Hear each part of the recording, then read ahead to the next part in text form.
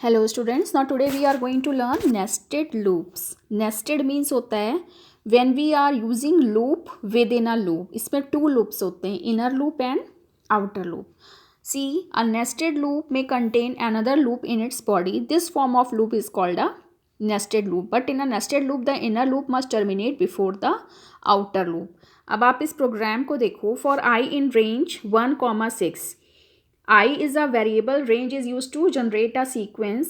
1 is a starting number, 6 is a stop number, and if step number is not given, it means वो हर बार 1 increment करेगा. फिर colon लगा है, तो ये जो सबसे पहले फॉर आई इन रेंज 1, 6 लिखा है, ये आउटर लूप है. ठीक है. इनर लूप है इसका for J in range 1, I. अब जे एक वेरिएबल है, 1 से स्टार्ट होगा इनर लूप. ठीक है.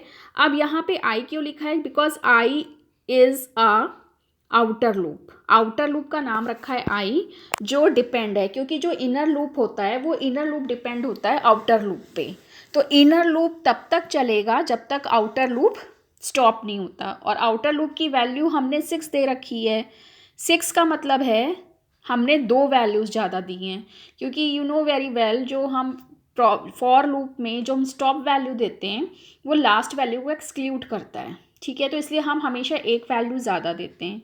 तो नेचुरली जब हम नेस्टेड लूप का यूज़ कर रहे हैं, तो जब 2 लूप्स हैं तो आउटर लूप में हमें 2 वैल्यूज़ स्टॉप वैल्यूज़ एक्स्ट्रा देनी पड़ेंगी.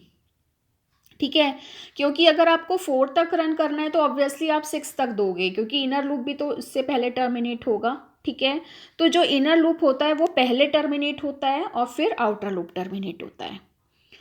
फिर उसके बाद लिखा है प्रिंट स्टार. इन्होंने क्या किया, एक पिरामिड बनाए हैं. मतलब आपको पिरामिड है, इस तरह के जो पिरामिड्स होते हैं, कोई भी pattern if you want to create, you will use the nested loops. Without nested loops you cannot create any pattern.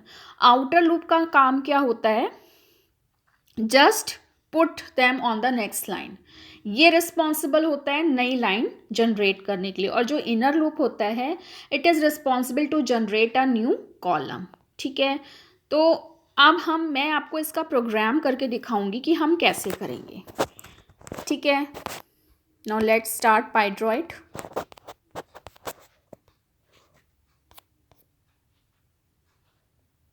तो सबसे पहले हम एक स्टार का प्रोग्राम बनाएंगे. तो हमने लूप लिखा, एक वेरिएबल आप कुछ भी ले लो, it's your choice, in range. ये दोनों कीवर्ड्स हैं. ठीक है. अब हम इसमें पहले स्टार्ट वैल्यू देंगे 1. सपोज मुझे 5 स्टार्स का पिरामिड बनाना है, जिसमें स्टार क्या होगा, एक एक करके इंक्रीज होगा.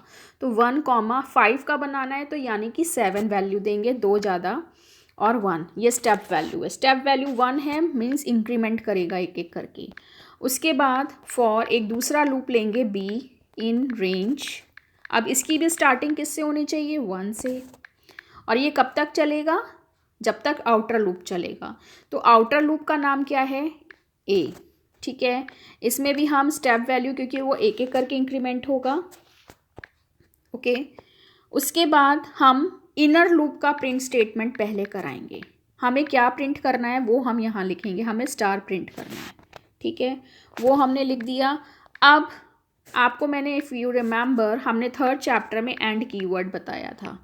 एंड कीवर्ड हम तब यूज़ करते हैं जब हमें लाइन का and, means when you terminate the end of the line, जिससे भी करना चाहते हो. तो हम हर लाइन को एंड करना चाहते हैं. किससे? स्पेस से. ठीक है. तो आप स्पेस दोगे. हर लाइन के बाद नेक्स्ट लाइन लाने के लिए हमने एंड कीवर्ड यूज़ किया है.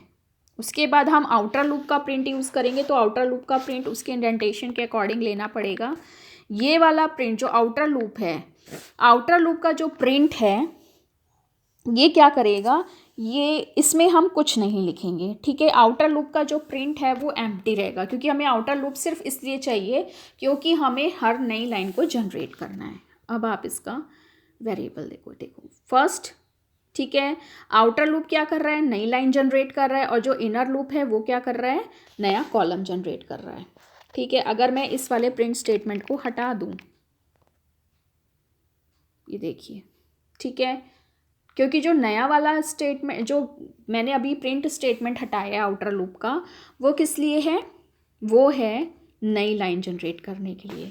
तो जब आपने नई लाइन जनरेट करने के लिए उसको प्रिंट कमांड ही नहीं दिया है तो वो क्या करेगा, वो उसको नई लाइन में नहीं प्रिंट करेगा। और अगर मैं यहाँ से एंड हटा दूँ तो क्या होगा, ठीक है, समझ में आया। तो पैटर्न तो देखिए 1 2 3 वो ठीक चल रहा है क्योंकि उसको इनर लूप दे रखा है, लेकिन एंड हमने नहीं किया है, इसलिए क्या हो रहा है, वो हर बार बस नई लाइन में प्रिंट कर रहा है, नई रो नहीं जनरेट कर रहा। तो सॉरी, नया कॉलम। तो नए कॉलम को जनरेट करने के लिए हमें यहाँ पे एंड यूज़ करना ज़रूरी है, ठीक है। अगर हम एंड हम क्यों कर रहे हैं, क्योंकि हमें सेम लाइन में प्रिंट कराना है। If you want to print something in the same line, ठीक है, आई मस्ट से, ठीक है। यहाँ पे मैंने स्पेस के क्योर्स लिखे हैं क्योंकि मैं ये जो स्टार प्रिंट कराना चाहती हूँ, इनर लूप क्या करेगा, एक लाइन में एक स्टार, दूसरी लाइन में दूसरा स्टार, 2 स्टार, थर्ड लाइन में थर्ड स्टार। तो जो ये आउटर प्रिंट है ये तो लाइन जनरेट करेगा न्यू, और जो ये एंड लिखा है इसका क्या काम है, जब एक लाइन में तो 1 स्टार, सेकेंड लाइन में जब वो आएगा तो सेकेंड लाइन में 2 स्टार इसी की वजह से प्रिंट होंगे। अगर आप एंड कीवर्ड हटा दो, अभी मैंने आपको दिखाया, अगर मैं एंड नहीं लगाऊंगी तो वो क्या होगा, सेम लाइन में प्रिंट नहीं करेगा। तो सेम लाइन में प्रिंट कराने के लिए जब भी इंक्रीमेंट होंगे स्टार, सेम लाइन में प्रिंट कराने के लिए हमें एंड कीवर्ड यूज़ करना पड़ेगा, ठीक है। ये देखिए, अगर मैं एंड हटा दूँ तो ये सेम लाइन में प्रिंट नहीं करेगा। ये मैं आपको हटा के दिखाती हूँ। नेक्स्ट लाइन में तो आ जाएगा क्योंकि बाहर वाला प्रिंट कमांड है। अब ये देखिए, सेम लाइन में नहीं आ रहे ना, तो इसको बताना पड़ेगा कि जो स्टार जब इंक्रीज होंगे हर बार तो वो सेम लाइन में आए,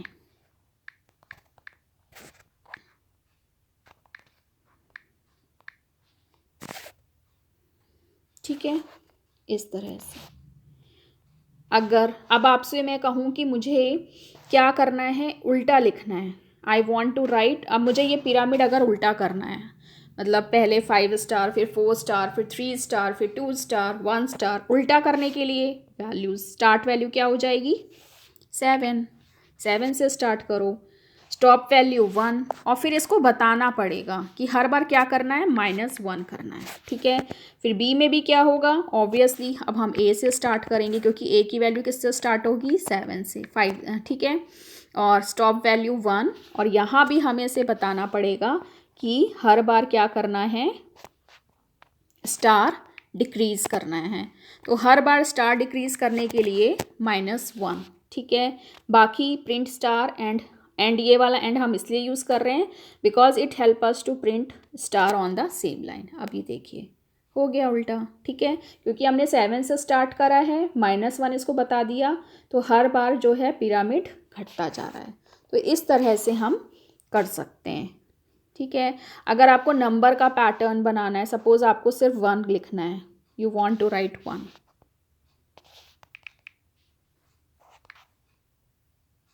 1 आ गया, मीन्स आप जो भी प्रिंट करोगे, वैसे भी नंबर्स हम कभी भी क्योट्स में नहीं लिखते हैं, कुछ भी आप यहाँ लिखवा सकते हो। अगर आपको 2 लिखवाना है, उल्टा पिरामिड इसलिए बन रहा है क्योंकि हमने ऊपर वैल्यू डिक्रीमेंट में देखी है, ठीक है।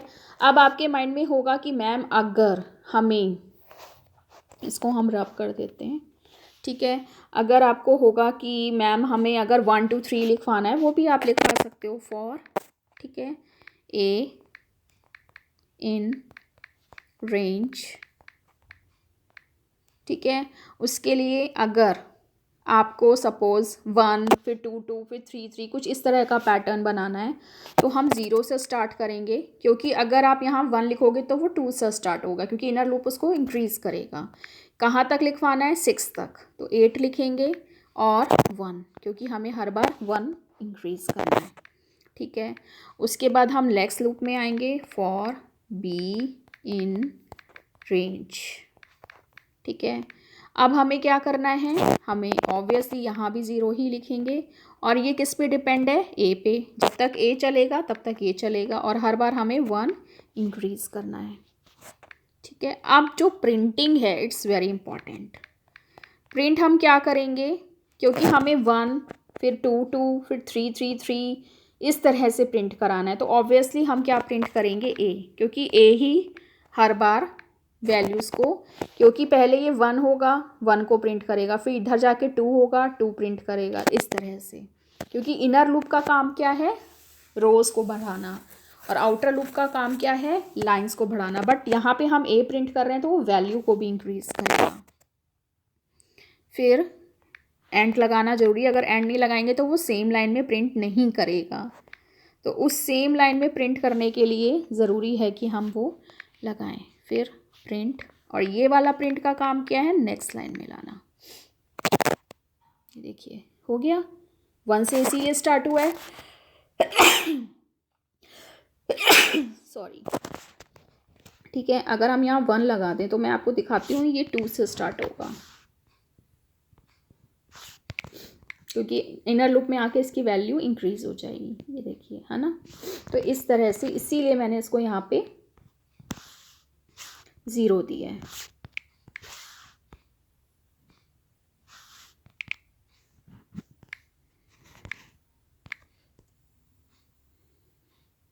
ठीक है। और अगर आप चाहते हो 1 2 3 4 5 6 इस तरह आए, तो यहाँ पे क्या प्रिंट करा दो, बी, इनर लूप को। तो ये इस तरह से आएगा। अच्छा, यहाँ पे 0 इसलिए आ रहा है क्योंकि मैंने प्रिंट, अब यहाँ पे हमें थोड़ा सा ये है कि चेंजेस करने पड़ेंगे। अब हमें 1 से स्टार्ट कराना पड़ेगा, क्योंकि हम बी को प्रिंट करा रहे हैं। तो बी तो इनर लूप है ना। अब आपके माइंड में होगा, मैम आपने यहाँ पे क्यों 0 क्यों हटा के 1 किया, क्योंकि अब इनर लूप का प्रिंट बी कराया, बी प्रिंट कराया, और बी क्या है, इनर लूप है। तो ऑब्वियसली वैल्यू क्या होगी, अंदर आके इंक्रीज होती है ना, तो वो 1 ही प्रिंट करेगा। ये देखिए, ठीक है। क्योंकि इनर लूप में वैल्यू बढ़ती है, आउटर लूप सिर्फ लाइन को इंक्रीज करता है। तो अब मैं बी प्रिंट करा रही हूँ, तो बी प्रिंट करा रही हूँ, तो ऑब्वियसली मुझे आउटर लूप 1 ही देना पड़ेगा। तो वो अंदर आके उसको 1 ही प्रिंट, पहले फर्स्ट टाइम तो 1 को ही, क्योंकि 1 से स्टार्ट करना है तो 1 से ही प्रिंट होगा। ठीक है, इज दैट क्लियर। तो इस तरह से, क्योंकि अगर हम 0 रखेंगे तो वो 0 से, क्योंकि इनर लूप को हम प्रिंट करा रहे हैं। इनर लूप क्या है, बी है। तो इस तरह से हम करवा सकते हैं सी। तो ये आप इसको जितना मॉडिफाई करके देखोगे आपको उतना ज़्यादा क्लियर होगा। Thank you.